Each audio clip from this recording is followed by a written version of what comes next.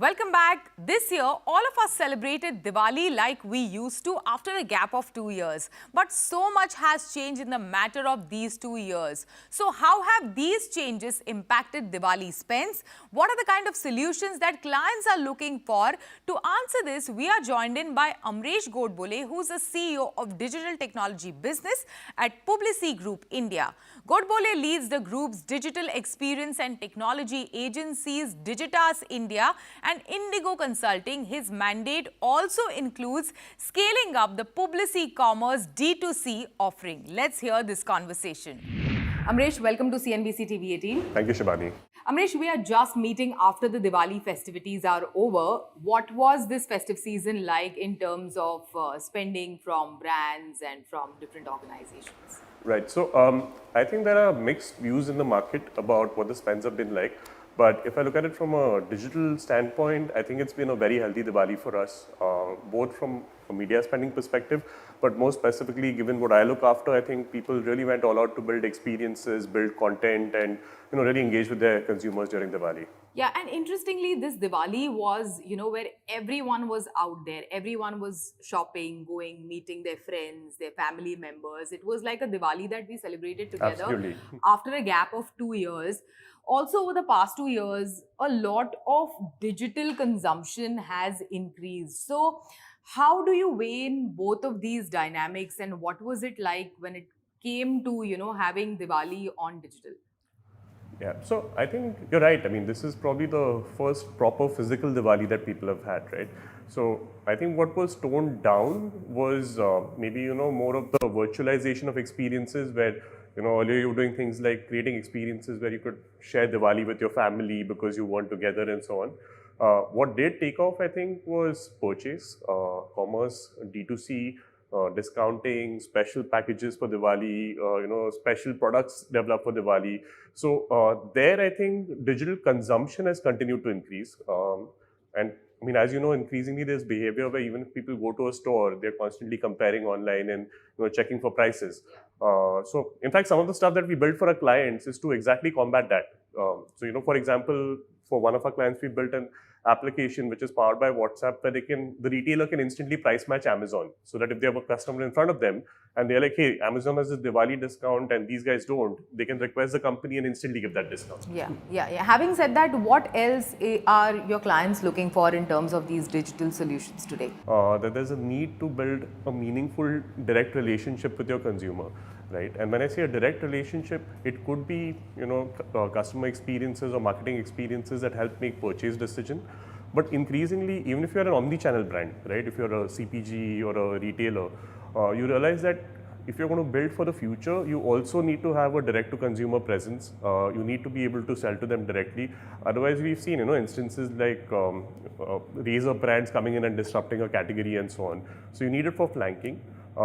Then I think there's also a lot more emphasis on building relationships after the sale, which I think was an area that certain categories ignored earlier, right? But today you realize that you can build a lot of life cycle value from a customer by engaging with them after the sale, and I think that's a new emphasis that I haven't seen before. Yeah, and you've joined Publicis back after like a short stint at Google. So what have been your key focus areas over the past couple of months? I believe it was the start of the year when you came back. So we've got our agencies, Digitas and Indigo, and then we've got Publicis Commerce D2C. So these are the P&Ls I look after. But there's also developing emerging capability. So we have 3 clear goals for this, right? So for Digitas and Indigo, which we see as Horizon 1 or already at scale, agencies, it's always about growth and profitability. And I think we are well on track on that. There was some course correction required. And to give you a flavor, Digitas is going to end with its best performance ever till date at this year. I think the more exciting ones for me as an individual have been commerce. So commerce is, that's the one that can unlock exponential growth for you, right? And to give you a sense of the numbers, I mean, it's honestly just been a rocket. So from 21 to 22, we've doubled our revenue. And the businesses that we run right now, in 23, will be 3.5 times 22. So therefore, from FY21 to FY23, the business has grown 7x. So that is massive, and I mean, it's very, very exciting for me. And the last one, which I enjoy from a developmental perspective, is emerging capability. So we set ourselves the goal of having capability and proof of concept for Web3 and Metaverse. We had our first India case for Metaverse with Boat sometime back.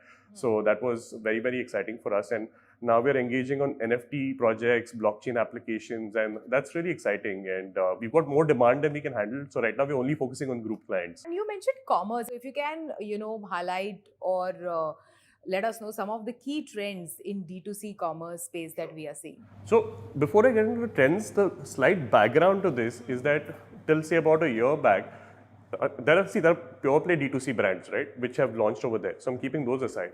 But if you're more of a traditional CPG player, auto, retailer, you felt that, just being on marketplaces would be enough for you. But then suddenly with fees going to 25-30%, the margin erosion made people realize that, hey, I also need my own brand presence to get to customers directly. So now a lot of our clients come from there, right, where they're saying that, okay, I need to connect with my customer directly. And the biggest challenge over there is the cost of acquisition, because it does take a lot of effort and a lot of investment to get people to D2C. So our view on this is that to optimize for that, you need to look at commerce as a program, because commerce is not just building a platform, commerce is not just doing the media for it. You need to look at it holistically and start with the objective of cost of acquisition as your end goal. So the three trends that, in terms of go-to-market that I'm seeing that people are using to drive down the cost of acquisition, one is collaborations. So a lot of brands are getting together to do co-marketing, which kind of drives down the cost. You've got opportunities like, apps like Cred, which are increasingly encouraging D2C plays. Yes. The second one, which I'm seeing is the leveraging creators and the whole social commerce piece. And I think you'll see that spike up in a big way in the coming year. And there are platforms which are building specifically to do social commerce.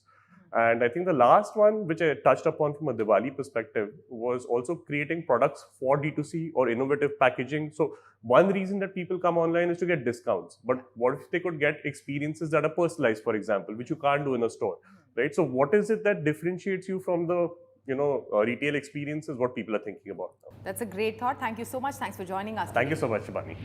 It is time for a short break. On the other side, we have ad industry veteran Ambi Parmeshwaran, who is launching a new book this week, All the World's a Stage, a personal branding story.